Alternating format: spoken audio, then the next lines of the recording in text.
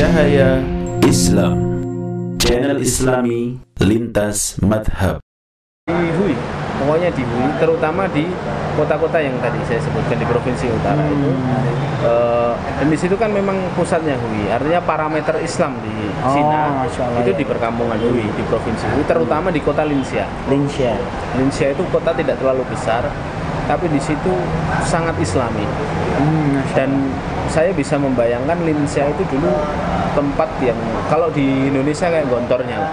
Masya Allah. Banyak Jadi pesantren, komunitas terbangun di situ ya, dan iya, ulama lahir di situ. Masya Allah. Jadi kalau Linxianya seperti itu kan, di tempat-tempat lain yang dihuni-huni, ya, saya kira akan sama. Diberlakukan sama. Di situ kita temukan kubah diganti, terus anak-anak muda tidak boleh sholat di masjid. Masya Allah. Jadi saya pas bilang seperti ini, saya belum baca berita ya. Ternyata di media-media online mainstream di luar negeri sudah dibahas ini, bahwa bahkan di dalam negeri ada anak-anak muda di Hui tidak boleh sholat 5 waktu. Jadi tidak cuma di Xinjiang, namun ya, muslimin yang lain juga mengalami nasib yang sama ya? Ya, walaupun memang secara tensi tidak seperti Xinjiang. Ya, dengan alasan-alasan tertentu, karena Xinjiang ini memang dulu juga daerah jajahan, terus etnisnya bukan Cina. Kalau Hui kan memang tidak bisa dipersamakan, ya, karena memang mereka ini orang Cina. Ya. Maka cara pendekatannya berbeda. Ya, mereka coba untuk dijauhkan dari keislamannya. Deradikalisasi ya istilah di sini. Ya, itulah. Kemudian untuk faktanya Ustaz, ketika Ustaz menemukan bahwa di masjid itu hanya diisi, di pusat-pusat keislaman itu hanya diisi orang-orang tua, apakah Ustaz juga menemukan anak-anak muda mereka gimana nasibnya? Artinya apakah ada regenerasi, artinya ada legasi atau warisan Islam yang diwariskan oleh orang-orang tua mereka ke anak-anak mereka? Kan ketika orang-orang tua yang boleh hanya di masjid itu hanya orang tua, bagaimana anak mudanya, semangat keislaman mereka seperti apa Ustaz? Kami tidak pernah melihat di masjid ada anak muda, karena memang dilarang anak muda di masjid. Dan pondok pesantren seperti yang saya katakan, pondok pesantren hanya boleh 50 anak. Dibatasi dengan kurikulum yang sudah dipantau pemerintah, bahasa Arab sudah dihilangkan. Bahasa Arab dihilangkan. Terus menyampaikan Quran hadis seperti apa? Allahu a'lam bishawab. Tapi memang kami melihat itu. Memang Cina selalu mengatakan, pemerintah selalu mengatakan kita kembali menjaga, melestarikan tradisi Cina. Sampai tulisan halal di rumah makan seperti ini sudah tidak boleh. Allah. Halal itu nggak cuman di Xinjiang, di seluruh dataran Cina. Masya Allah, di seluruh dataran Cina. Mulai 2017, kawan-kawan kami yang membersamai kami bilang ini program ini sudah sejak 2017. Sudah ada rumah makan yang ada tulisan halal diganti dengan satu tulisan Cina, bacanya Xingzhen. Xingzhen itu artinya benar-benar jelas. Jadi tidak boleh halal, tidak boleh. Allah, jelas. Sampai ke Muslim Hui ternyata diskriminasi. Ya, semua tulisan Arab harus turun, tidak boleh dipasang dan tidak boleh dipelajari. Ya Allah. Ya. Kemudian artinya kan tadi memang Ustadz nggak pernah lihat anak muda. Artinya Ustadz pernah nggak mendapati anak muda dengan spirit keislaman? Artinya mereka sebenarnya pengen sholat gitu. Artinya mengungkap fakta bahwa anak-anak muda mereka ternyata tetap sholat kok di rumah-rumah gitu, ataupun dimanapun yang mereka bisa sholat. Gitu nggak sih? Saya ketemu sama anak muda waktu di pesawat. Waktu pesawat dari waktu ketika mendarat Cina, ketemu di bandara karena teman saya ini kan belum sholat, lalu diambil air wudhu, sholat, pas sholat salah kiblat. Ini teman yang berangkat bareng. Saya sudah sholat di pesawat, ini teman saya sholat, pas sholat ini anak muda ini bilang ke saya, your friend, temanmu salah kiblat, kiblatnya ke sana. Gitu. Terus saya bercandain dia, lo kamu tahu kiblat? Lo saya Muslim katanya. Ternyata dia Muslim. Orang Hui. Tapi kan saya belum ngeh bahwa Cina itu ada Muslimnya. Sebelum dapat faktanya ya. Ya. Kemudian belum melihat langsung ada Islam yang sangat kuat di. Saya kira ya orang Cina gitu. Karena pakaiannya kaos. Terus saya lihat dia nggak sholat. Dia Muslim, tapi dia secara penampilan, secara ini dia tidak menunjukkan bahwa ya saya harus sholat, saya harus ini. Bahkan ketika saya tanya kiblat, atau tahu kiblat? Iya, kiblat kan yang ada di sana kan. Jadi Middle East, dia bilang di Timur Tengah kan, di mana tepatnya itu dia kayak ragu-ragu menjawab itu. Di Madinah atau di mana. Jadi saya melihat memang sengaja, saya nggak pernah tahu apakah ada anak-anak muda yang semangat untuk tetap berislam dan lain sebagainya. Hanya saya melihat memang itu usaha pemerintah memutus Cina generasi untuk, ya, memutus generasi, anak-anak muda tidak boleh sholat. Memang itu yang dilakukan agar apa? Islam itu ya lama-lama luntur.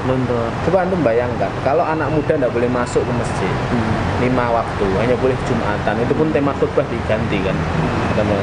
Itu 5-10 tahun lagi gimana ya? Kalau tanpa skenario Allah ya, kita Allah punya caranya sendiri untuk menolong Islam dan kaum muslimin yang di sana. Tapi kalau dibiarkan begitu saja 10 tahun lagi sudah habis tuh Islam. Ya kan? Dengan tadi jargon kembali ke tradisi, kita jaga Nusantara dan lain sebagainya. Luar biasa. Artinya memang ada upaya untuk menghilangkan Islam sampai ke generasinya. Artinya memang memutus generasi untuk tidak mengenal Islam, bahkan sampai ke detail tulisan Arabnya pun sudah nggak boleh.